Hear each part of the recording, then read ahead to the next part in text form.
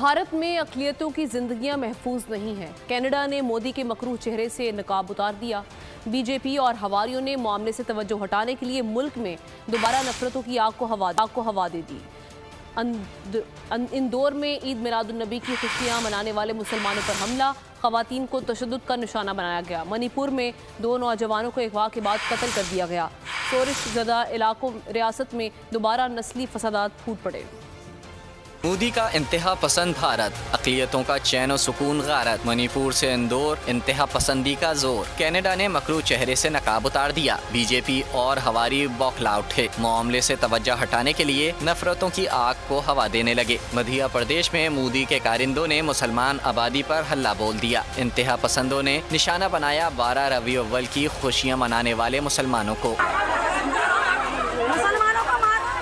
गली में की गई सजावट नोच नोच कर फेंक दी। रोकने की कोशिश पर मुसलमान खवातीन को सरेआम बदतरीन तशद्दुद का निशाना बनाया। वाक़े की फुटेज सोशल मीडिया पर वायरल हो गई। हिंदू इंतहा पसंदों के चेहरे वाजे देखे जा सकते हैं, मगर ताहाल किसी के खिलाफ कोई कार्रवाई न हो सकी। शोरिश ज़दा रियासत मणिपुर को भी दोबारा नस्ली फसादात में झोंक दिया गया। कोकी कबीले के 2 नौजवानों को अगवा करने के बाद कत्ल कर दिया गया। तशद्दुद ज़दा लाशें मिलते ही हालात आउट ऑफ कंट्रोल हो गए। मैती कबीलों के घरों पर पे दर पे हमले का सिलसिला जारी है। रवां बरस से नस्ली फसादात में 200 से ज़ायद जाने जा चुकी हैं। सब्सक्राइब करें और बेल दबाएं ताकि कोई खबर रह न जाए।